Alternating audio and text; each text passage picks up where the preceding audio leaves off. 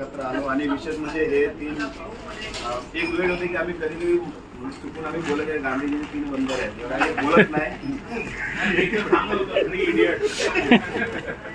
एक चौथा इडियट बसला तो बोलत नाही तिसरा एक, दोन, तीन असे आपले तिन्ही संस्कार तुम्ही बोला काही गोष्टी आपल्या सगळ्यांना एक एक प्रत्येकाला नाव घेऊन बोलण्यापेक्षा मी असं विनंती करेन की इथून सुरू करावं आणि त्या सगळ्यांच्या संदर्भातून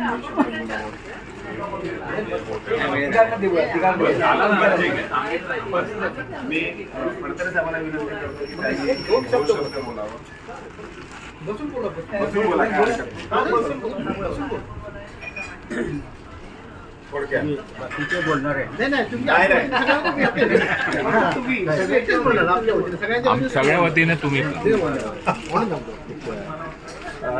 विकास यांच्याबद्दल बोलायचं झालं तर एकंदरीत माझा जो अनुभव आहे की विकास हे इंडस्ट्रियल कोटामध्ये प्रामुख्याने काम पाहत होते व ते काम पाहत असताना एकंदरीत जेव्हा विकास कामावरती आले की मला इंडस्ट्रियल कोर्टच्या मॅटर संदर्भात कुठलाही प्रॉब्लेम असायचा नाही, माझं काम एकदम इझी व्हायचं. पण जेव्हा कधी विकास येत नसायचे तेव्हा मात्र मला ते मॅनेज करणं भाग पडायचं आणि त्यावेळी मला कळायचं की विकासचं काम किती अवघड आहे वगैरे. विकास प्रामुख्याने जे इंडस्ट्रियल कोर्टचे मेंबर आहेत त्या ठिकाणी प्रत्यक्ष जाऊन कोर्टामध्ये त्या मेन्शन करणं मॅटर, आपले ॲडव्होकेट येणार आहेत किंवा काय या संदर्भात त्यांना सांगावं लागायचं. आणि सुरुवातीला मी जेव्हा आलो तेव्हा मला असं जाणवलं की विकासाचा स्वभाव हा एकदम खेळकर असायचा, विनोदी असायचा. कधी ते कामावरती आले तर सर्वांशी चांगल्या प्रकारे बोलून वातावरण एकदम आनंदित करत आणि वातावरणामध्ये प्रसन्नता येत असे. हा त्यांचा एक स्वाभाविक गुण होता आणि त्यांनी नेहमी खेळकरपणाने राहून सर्व प्रकारची कामे योग्यप्रमाणे ते करत असतात. आणि ह्या तिघांचंही वैशिष्ट्य म्हणजे की हे तिघेही BSTच्या मॅटर संदर्भात एकदम ते BSTच्या हितानं ते अत्यंत काळजीपूर्वक काम करत असत. कुठल्याही प्रकारे BSTच्या हिताला बाधा येणार नाही याची हे तिघेही दक्षता घेत असतात. आणि त्यामुळे एकंदरीत तेव्हा जे पाहिलं तर कामामध्ये ते BSTचं काम असताना कधी स्ट्राईकच्या मॅटर असल्या उशीर झाला तर ते स्वतः थांबायत. रात्री 7, 8, 9 वाजले तरी कोर्टाकडून ऑर्डर घेत. आणि त्यावेळी खरं कळायचं की हे BSTच्या इथलं लोकांना वाटतं की बाबा यांचं कोर्टातलं काम म्हणजे हे आहे, मजेत आहे. तसं नसायचं. योग्य वेळेला आणि जेव्हा अर्जन्सी असायची तेव्हा ते त्यांना न सांगता ते स्वतःहून हजर राहत व कोर्टाची जी काही ऑर्डर झाली असेल ते ताबडतोब ते कळवत पण असत कोलाबाला. आणि अशा प्रकारे काही गमतीच्या गोष्टी पण होत असत की कधी कधी असं वाटतं की BSTमध्ये असं झालेलं आहे की प्रामाणिक माणसानं अप्रामाणिक व्हावं. अच्छा ठीक आहे. आता मला एवढंच सांगा वाटतं कधी कधी मी सुरुवातीला जेव्हा आलो तेव्हा समजा कोर्टमध्ये मॅटर मेन्शन करावं लागायचं मलासुद्धा. प्रेसिडेंटच्या पुढे कधी मॅटर मेन्शन करताना मी बोलायचो की आवर ॲडव्होकेट कुंभार इज कमी. तर UR पाटील असे प्रेसिडेंट होते तेव्हा की तुमचे ॲडव्होकेट येतात म्हणजे काय तिकडे डोल वाजवत येतात का काय. तर नंतर कधी मेन्शन केलं तर सांगायचं काय आता बँड वाजवत येत का काय. म्हणजे जेव्हा मला मी पर्सनली ॲक्टिव्ह जाणून मेन्शन केलं तेव्हा मला कळालं की विकास इकडं अशा प्रकारची कामं हँडल करत असतात. आणि ॲक्च्युली जेव्हा कुंभार साहेब किंवा कोणी आपले साहेब आले ॲडव्होकेट कुलाबाहून तर काय व्हायचं की प्रेसिडेंट त्यांना काहीच बोलायचे नाही पण आमच्या पुढे अशी कॉमेंट करायची. ते आल्यानंतर मात्र त्यांच्याबद्दल काहीच कामं करायचे.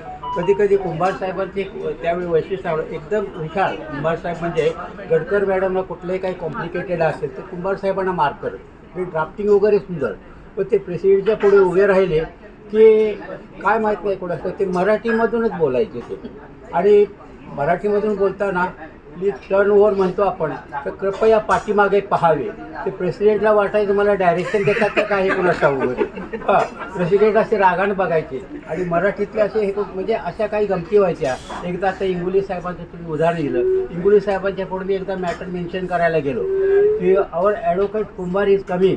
तर कुंभार साहेब हे पुढे गर्दीत होते तिथं भरपूर गर्दी होती ते तिथंच तिथे पुढे होते. ते म्हणाले मी हाय इथे वगैरे. ते कोर्ट सगळे कोर्टात तिथं हसायला लागले कारण मी मेन्शन करतो यावर advocate Kumbhar coming now your lordship. अशा प्रकारे तिथे गमती खूप होतात. एकदा तुमच्या आता युनियनचं पण एक उदाहरण दिलं पाहिजे. गावटे साहेब होते प्रेसिडेंटच्या पुढं. तर गावटेचं असं होतं की ॲक्च्युली काय झालं, टॅक्सी आणि BSTच्या बसचा ॲक्सिडेंट झाला.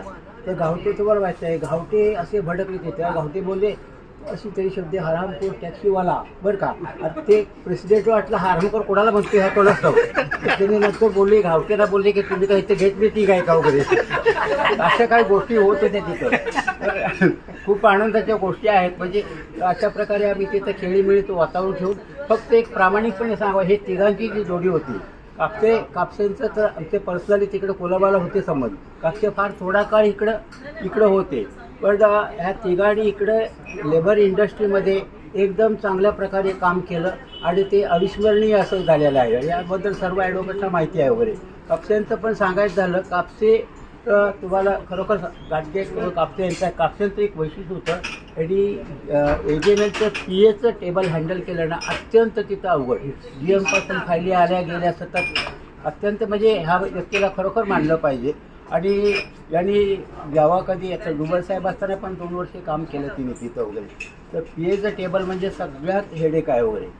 तर कापसेंचं त्यामुळे मला अजूनही कळत नाही की ह्यांचा तापट स्वभाव असून पण तिथं त्यांनी कशा प्रकारे, पण ते स्ट्रेट फॉरवर्ड आहे. त्यांचं एक होतं, कोणी गडकर मॅडम असलो साहिलला स्ट्रेट फॉरवर्डली बोलायचे तिथं. आणि ह्या गुणच त्यांना आवडायचा. त्याला वाटायचा बोलते बरोबर